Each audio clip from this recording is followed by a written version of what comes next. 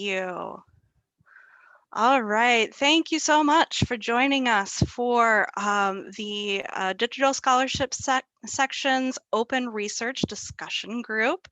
I have promised that I'm going to keep our business meeting extremely short, so primarily, I want to let you guys know about the great sessions that we have coming up in addition to the fantastic session that we're offering today. So the dates and times for these sessions will be announced, so stay tuned to the Open Research Discussion Group listserv or our page or our community on ALA Connect. I will also communicate it out to the Digital Scholarship section lists in general. So in March, we have an introduction to the Scholarly Communication Notebook with Josh Bullock of University of Kansas, Will Cross from North Carolina State University, and Maria Bond from University of Illinois at Urbana-Champaign. In May, we have surveying faculty on awareness of reproducibility and replicability with Laura Lennox from University of Arkansas. And then in June, we have a lightning round. So we're going to have two short presentations, one on facilitating open text analysis research through the Open Incubator with Scott Bailey, Micah Vandegrift, Will Cross, and Kelsey Dufresne from North Carolina State University. And then we also have another lightning talk, the Open Sandbox, sharing tools, engaging researchers, and building communities with Michelle H. Brannon from the University of Tennessee. So that's what we've got on the slate coming in the future. I also want to let you know, so I'm Sarah Scheib. I'm the co-convener of the Open Research Discussion Group.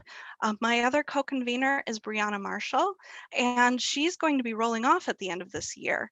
So if you're interested in participating, helping us plan these sessions and really just getting the work of our amazing colleagues out and sharing that work with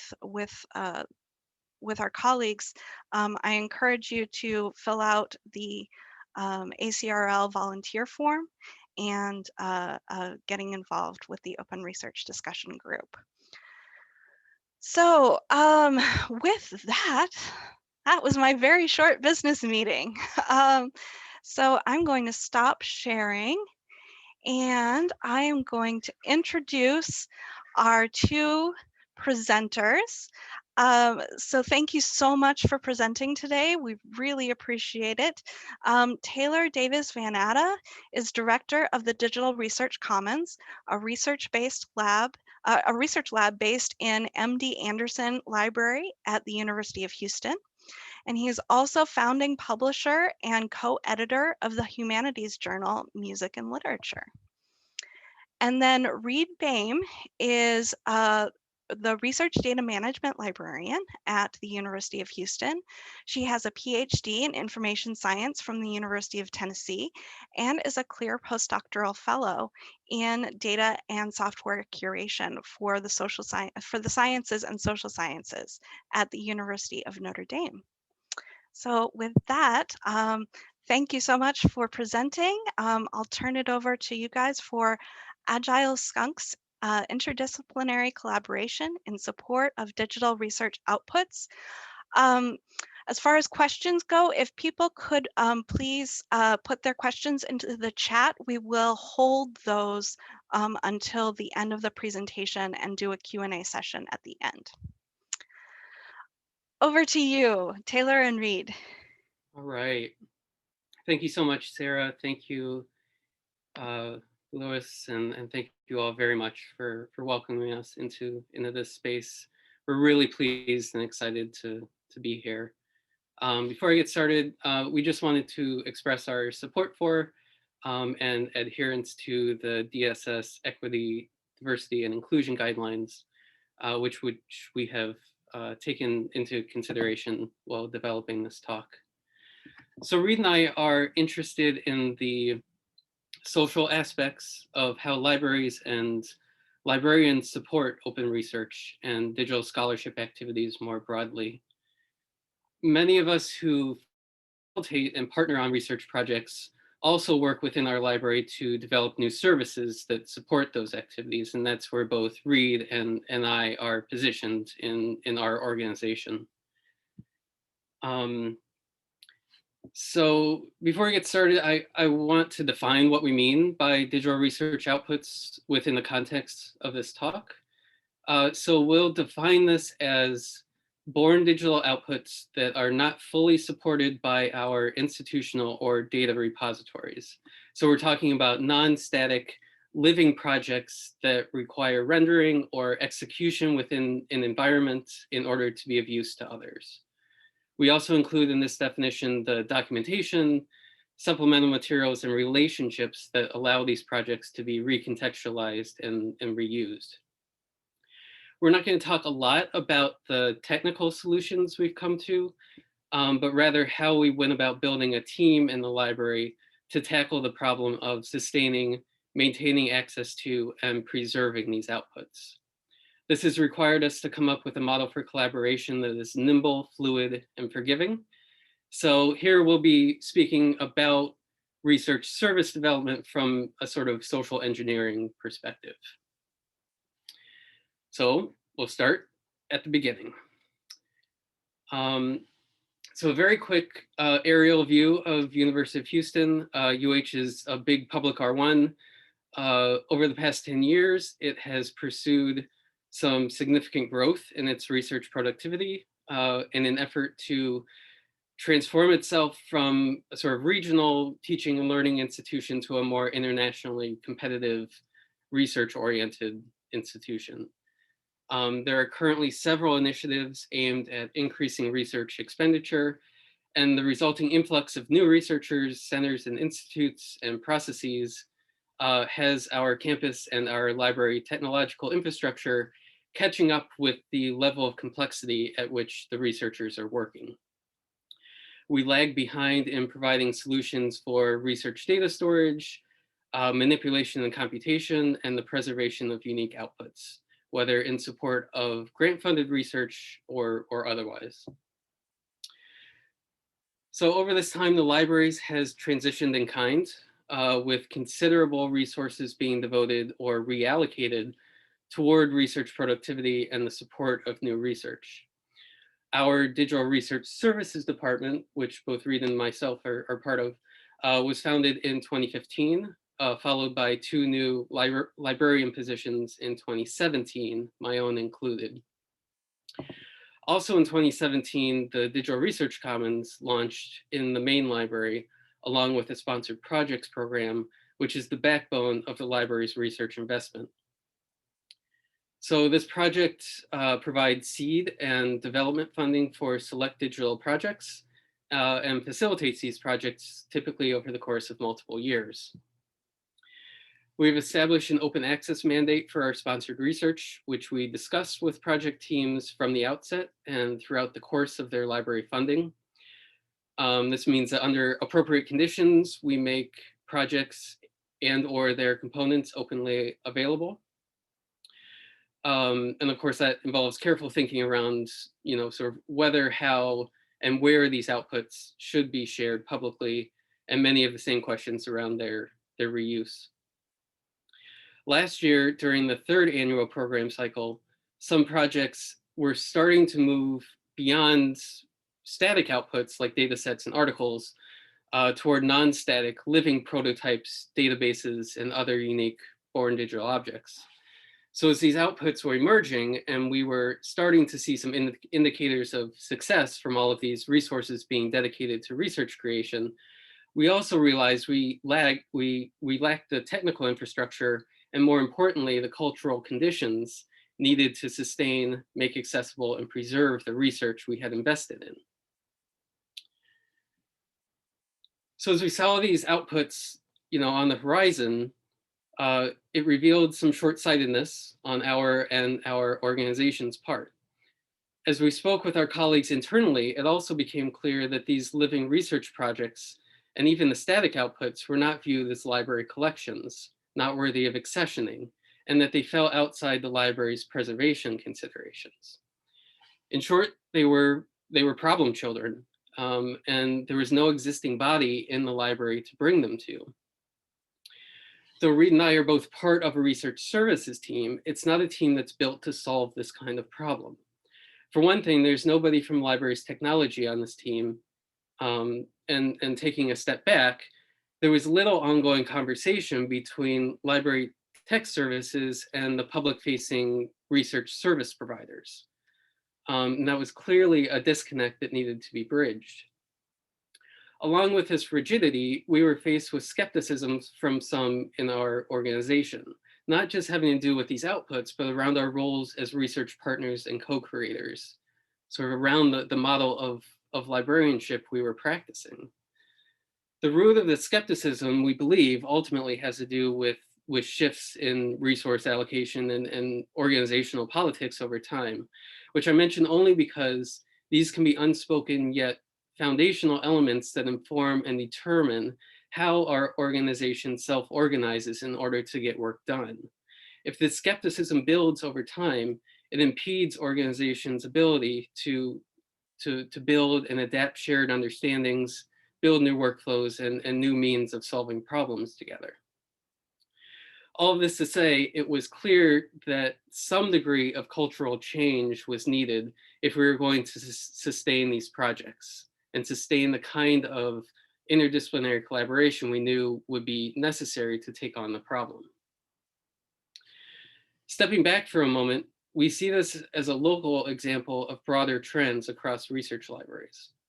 Advancements in library-based R&D are part of a broader evolution, but from what we've experienced and in talking with colleagues at other institutions, these programs can be employed without local cultural context being drawn into consideration. We can reallocate and devote resources to spur research productivity, and we can introduce new kinds of talent to our organizations and build new incentive structures for librarians to engage in research development. But without the buy-in from colleagues and conversations around why this work is important, why the work needs to take place in the libraries, and how it is an extension of our core traditional mission as librarians, the cultural headwinds can be difficult to navigate. If these core responsibilities for sustaining research aren't met, it's research integrity that suffers. And from our perspective, the only difference between these digital research outputs and others that the library stewards over the long term is that these objects reside in a different format or set of formats for most of the others. Of course, this simple difference introduces a host of challenges, but that doesn't mean that these objects are outside the bounds of the library's purview. There was a great question posed at a recent Software Preservation Network event, which was, quote, what should the role of cultural memory organizations be in supporting current and future research into both software-dependent objects and software itself, unquote. Embedded in that question is another, which is one that we've been facing head on. Does our role as stewards of cultural memory change because of changes in format? For us, in order to continue having a relationship with the products we help create, we had to shift the relationship we have with technology infrastructure and with one another interdepartmentally. As we've mentioned, we're coming up against organizational resistance and the lack of awareness of the connections between our mandates as both facilitators and stewards of research and the core tenets of the library. We notice that this incongruity between what is expected of us and what is possible based on the current culture of our organization resulted in an inertia around how things operate. The kind of work we needed to undertake required experimentation, an ability to fail, and to be vulnerable in the face of uncertain outcomes and uncertainty around even how to start, much less how to proceed. Bethany Nowviskie's skunkworks model came readily to mind from the outset as one that employed a humanistic approach to this kind of work, and that helped us take a critical focus on how we work together how we organize, and how, as a recent OCLC report puts it, organizations self-organize. Both of these documents have been sort of guiding lights for us over the past year. So now we'll turn towards the project and its progression. In January 2020, our current team started to develop organically. Taylor, Claude, our DH librarian, and I were in partnership with researchers, and we were encountering multiple instances where greater support capacity was expressed, both for sponsored projects and for other projects taking place on campus. We had a vague idea of who might need to be involved in building a solution to meet these expressed needs. Through the process we'll describe in this section, we found ourselves growing in 3 months from a 3-person discussion group to a 6-person team that crossed 5 departments, now 4 after some reorganization, with structured goals and a collaborative model for working together, yet still in an unsanctioned form. This happened gradually because we knew we needed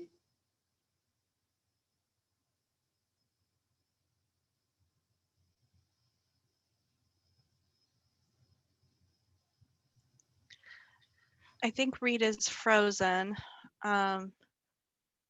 Taylor, can you hear me? I can hear you. Oh. Yep. There, you're back. You back? I'm back. My apologies. My whole computer went black there for a second. Oh, goodness. That's not terrifying or anything. Take your time. Bring your slides back up. Okay. Take a breath. Thank you for understanding there. Okay. No problem. I think it's happened, you know, we live our lives on Zoom now, and I think it's happened to everyone at least once. So, all right, there we go. Okay. Let's see, let's make sure we're on the right slide.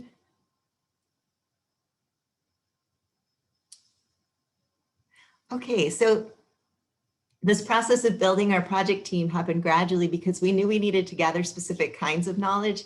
And we began to identify where our colleagues' experience and our domain knowledge was going to be foundational to getting this work off the ground. As we mentioned earlier, the existence of our organizational rigidities around what we do and how it gets done often means that we meet a lot of skepticism within our organization, especially when bringing in projects that require in-house technical support. And this ruled out the possibility of a top-down organizational model. Multiple types of buy-in were needed to draw others on board. First, we needed time and commitment from potential team members. We also needed to maintain team trust and enthusiasm to continue our work over time. And thirdly, we would eventually need acceptance from supervisors and support from administration amid their skepticism to introduce an unconventional path towards our service development and deployment. So as a result, we found ourselves in the model of do it first and ask or beg for forgiveness later. So we felt a pressure to get this done and for our organization to move in this direction, but we had no formal pathways to make it happen.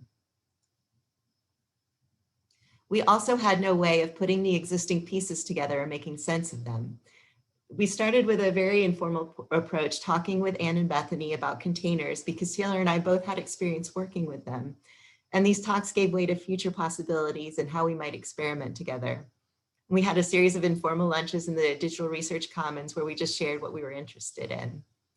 And we asked Anne and Bethany whether our digital libraries workflows could be applied to sustain these outputs.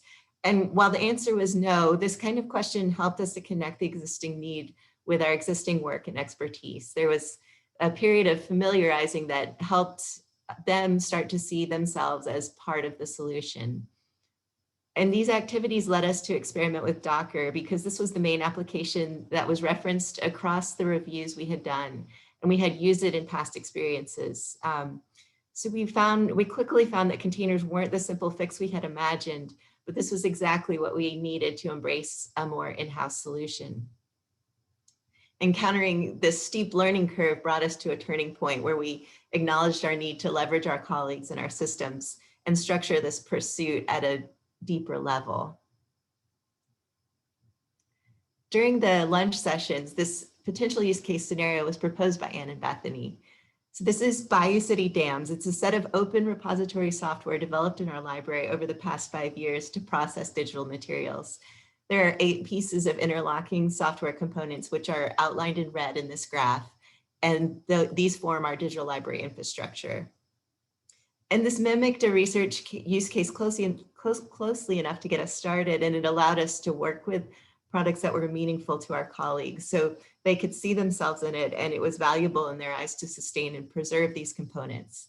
So Anna and Bethany kind of had to function in a dual role, both as technical experts and researchers or developers.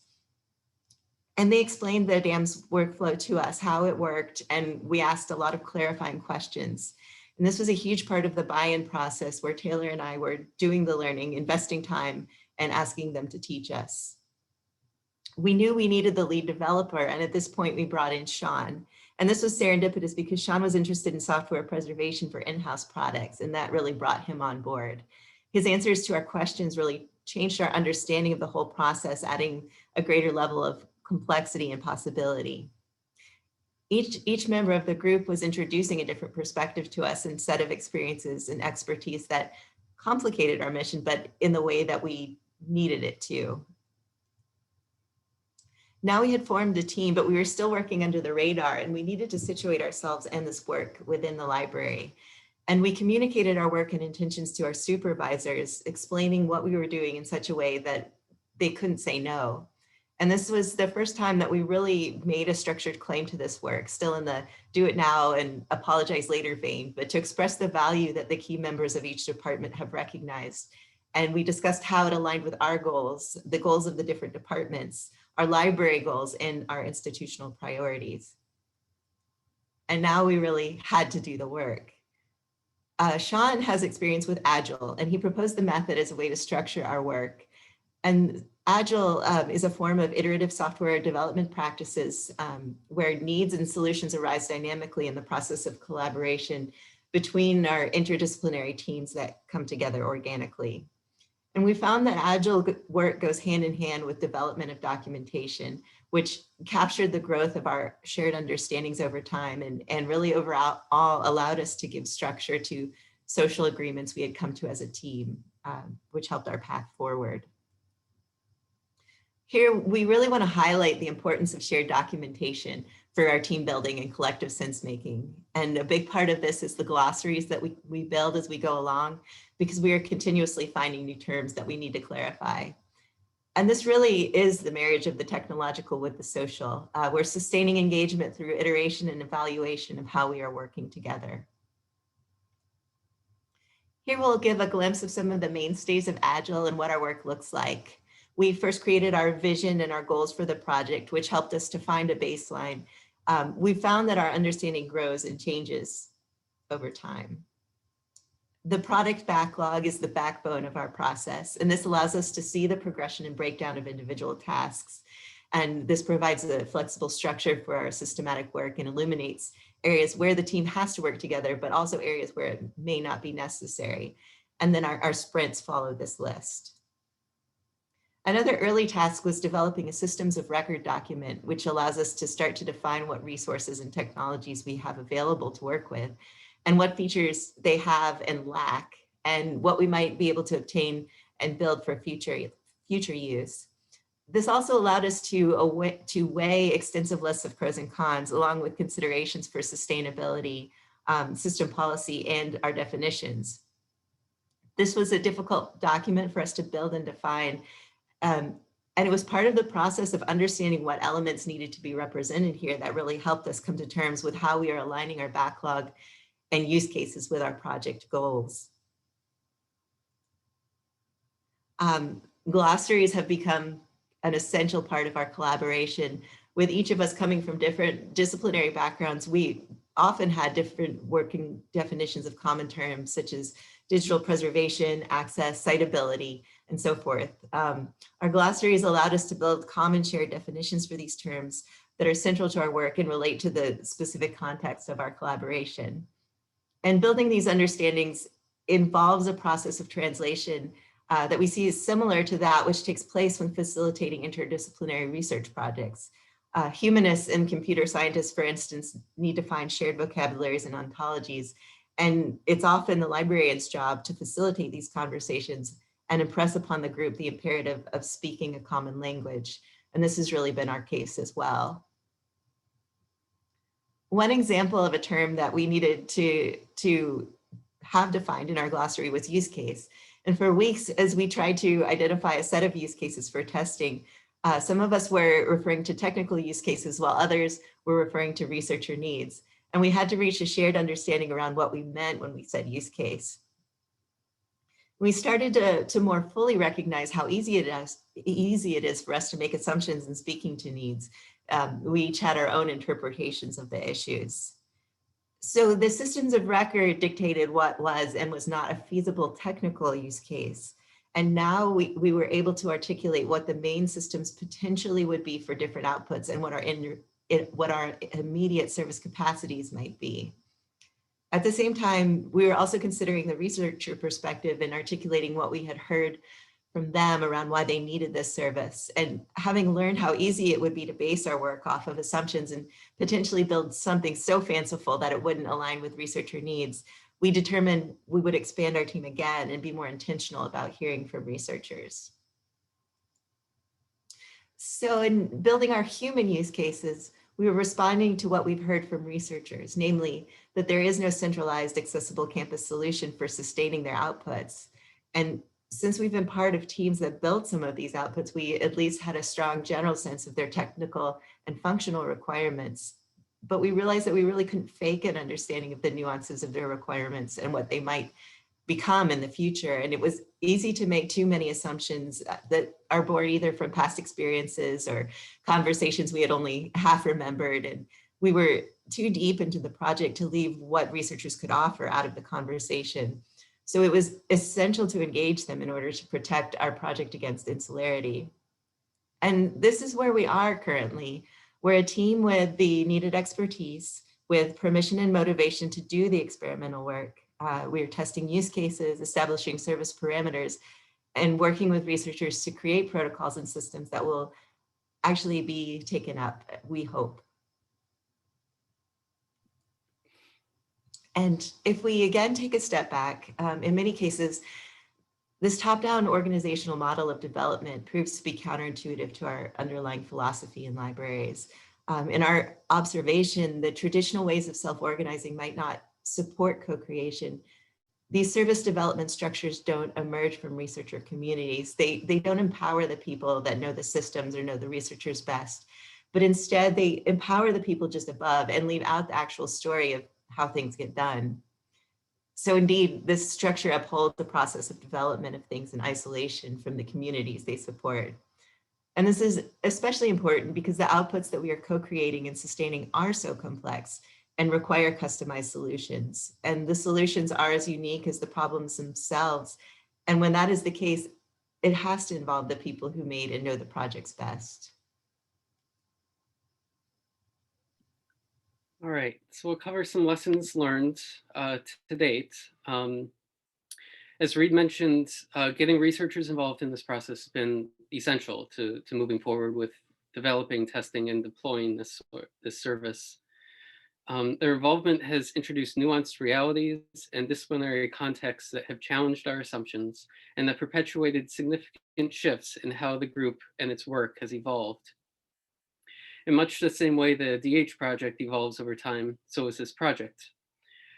We hope that allowing them to have this influence over the development of protocols will lead to uptake and future opportunities to pursue new ways of supporting and facilitating their research. This project has taught us that we can co-create research services in much the same way that we co-create new research, with intentional and careful thinking and communication across disciplines in pursuit of solving well-defined, if complex, problems. Beyond the application of this particular service, having these focused conversations with researchers has helped us piece together a clearer picture of the systemic issues faced by many on our campus. So in our last meeting, we brought together researchers from 4 colleges, again, to the lack of any adequate solution for their immediate access to and/or long-term care of their born digital outputs. Each had their own particular demands and disciplinary needs, but they kept coming back to the term Wild West as a description of what they saw around them. They needed order, solutions, and guidance. This particular meeting led to two things. First, initial murmurs of building a coalition among the representing colleges and their respective deans to articulate to campus administration and libraries administration the urgency around this topic. We articulated next steps for messaging upwards with the end goal of building and sustaining our access preservation service, all with due acknowledgement of the political aspects of taking these steps. Second, on the practical level, they have helped us identify best practice and protocols through this coalition, and these researchers expressed the desire to serve on a council that would help oversee the management of digital outputs in the future.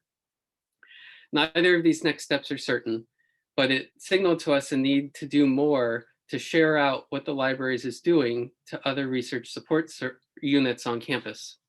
This is not something we've done well yet, but it's something that's on our radar. If we're not doing this work, then we're just reinforcing the silos that we so often complain about. Likewise, service provisions for interdisciplinary and born digital research require concerted involvement of those who build our technological infrastructures. There tends to be a belief in our organization that what comprises a research service is mainly the human aspect, a research guide, consultations, building and delivering workshops, that sort of thing, and that expertise resides for us with functional specialists. While there's some truth to that, it's a limiting construct to place on our idea of what modern research services are and should be. There's always a technological component, and whether your solutions reside locally within the library or with external solutions like OSF or a mix of both, the human and technological infrastructure aspects of service delivery cannot be pursued separately. Advancements in research services should be viewed as advancements made by the library, and ideally the institution, not just by a certain group that interacts with researchers. We only create the conditions for advancements in research support by engaging with both researchers and the technical expertise in the libraries or central IT. Part of our roles as service providers, space and time to translate across boundaries to pursue an understanding of one another's experiences and uncover connections that already exist. When we do this, we can also start to articulate to our more skeptical colleagues that this model of librarianship, the librarian as co-creator, is in fact rooted in traditional service provisions. All of the above stated lessons and advancements would not have been possible without the freedom and space to experiment. Dedicating time to pursue experimental ideas is still not a culturally accepted activity in our organization. Yet here we are talking about the politics and practical steps toward forming a campus advisory committee for born digital research outputs. This started because of a subversive act on our part and would not have been possible without it. We hope to further encourage the idea of our library as a space for experimentation in iterative service development and elsewhere, and that permission structures and incentives might be introduced, allowing us and other staff the time needed to think proactively rather than in a responsive way. We should not be stuck in the reactive mode of forward movement, but without cultural incentives in place, that's a very difficult reorientation for an organization to make. For now, the willingness to fail through experimentation is something we have baked into our team norms and expectations moving forward. Finally, we want to acknowledge that our example of building support services for digital research outputs is just one instance of where multiple disciplines and philosophies might converge as we try to build more cooperative models of research development and sustainability. Our approach was ground up, but we've talked with colleagues at other institutions where similar efforts were initiated in support of a research grant or some other motivator. But in any case, the feasibility for realizing this work at a broader service level within the confines of any institution requires a level of collaboration and experimentation that often falls outside the bounds of routine day-to-day operations. Interdisciplinary work in its nature invites critical examination of how we organize and how we think through a problem. It seems to us that the collective self-reflection is important when trying to build sustainable solutions in the world of shifting funding requirements, incentives, and organizational models. creating new and adaptive ways of collaborating and norms for expressing ourselves, all aimed at building relationships that can shift as the world shifts, can help push against institutional confines. And in the spirit of openness, we are sharing all of our own documentation that we've referenced, and some other materials as well. So yeah, that's our talk, and hopefully it has spawned some questions and some conversation. Thank you so much, Taylor. We do have, oh, I lost my chat. There we go. So we do have some questions in the chat. So this question is from Alexander Gill. How do you reconcile customized solutions for these outputs when the rest of outputs have general solutions? After all, you only need one kind of stack for most books. Special documents also have general techniques applied to them. Only a rare few artifacts need a preservationist scientist to take care of, usually ancient artifacts. If these objects explode as research formats, it seems that we would run into a material limit sooner rather than later. And also thank you for this great talk and for your model of resourcefulness. Yeah, I mean, that's an excellent question. So I mean, one of the things that made this work possible in the first place was that there were sort of built-in limitations, right? We were really focused on a handful, like 3 or 4 outputs that the libraries was funding and had brought into being, and we had you know, custody and responsibility to oversee into the future. And this is your comment that you know, few artifacts truly need like specialized preservation is well taken. It's something that we've heard from researchers as well, which has even limited our scope even farther, right? So yeah, I mean, there's Reid, and you feel free to build on this. I mean, I think at the heart of this, right, is like that we're devoting a lot of time and resources to a pretty narrow service development, right? And that will ultimately be of use, not to a generalized population on our campus. But our hope is that both the workflows and the technical solutions that we come to can be shared out eventually, and that there might be, you know, that there might be some community sort of utility to that.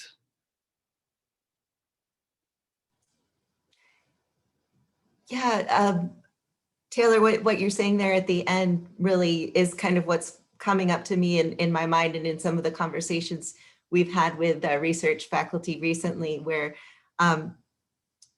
there is a need for more, granted, for more kind of firm ideas of what we could provide. Like, that's always the question of like, tell me what you can give me, tell me what is available to me, and we'll make it work, you know? So I think there's this understanding that this process comes with a dialogue, but that over time, what emerges is some very, very specific elements that then can become like stacks, that can become like, and so that they're not always going to be exactly what the researchers need, but that we have these unique components that can be fit in to provide solutions, but each one is going to be different over time. Does that resonate? I would say too, and maybe this is not something that we highlighted sufficiently in the talk, but over the past year, I mean, we have learned so much, like sort of beyond the bounds of our, what we encounter day to day because of this investment we're making, and that those new perspectives and relationships that we're building internally and externally have ramifications beyond this project as well. So, I think that that's part of how we can justify pursuing something that, as Zoe mentions in the chat, right, is boutique rather than scalable. Because, I mean, the fact is that none of the work that Reid and I do is scalable. It's the conversation and something that we try to explain to our colleagues on a pretty regular basis, that what we do is not meant to be scaled. That like our work in our department and with researchers, I mean, we are effectively humanists in the library doing humanistic work, and you can't scale that, right?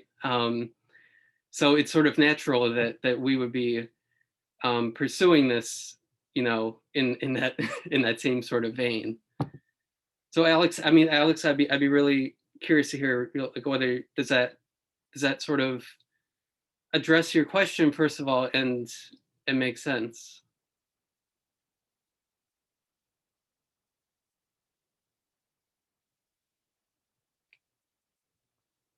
And thank you for visiting us a few years ago, Alex. That was wonderful.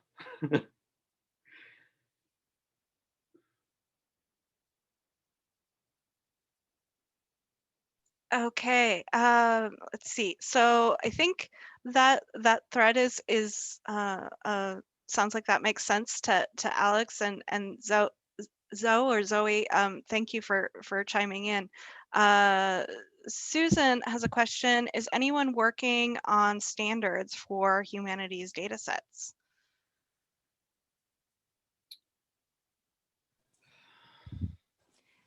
Taylor, do you know about any work? I do know, I think that the RDA, the Research Data Alliance, has some, a working group that may be tackling some of those discussions, but I can imagine that this is really a difficult thing because, I mean, humanities is so broad. And so, from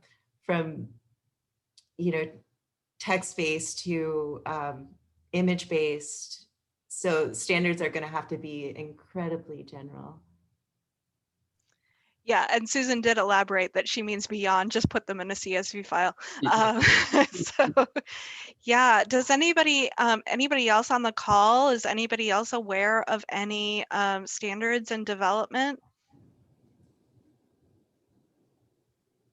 Feel free to, if not, we should do it. Yeah, exactly. Yale is apparently huge around this. It'd be a good group to reach out to, Susan.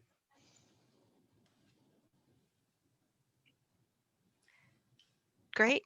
One of the things that I've noticed, especially in at our data repository and the metadata that goes with that, and there's a portion for humanities, and it's not very conducive to humanities because it's lumped in with social sciences. And so I think that that's, would be really important to start to develop that a little bit more fully. Oh, thanks, Mara, for chiming in about the text encoding initiative. Thank you. Yeah.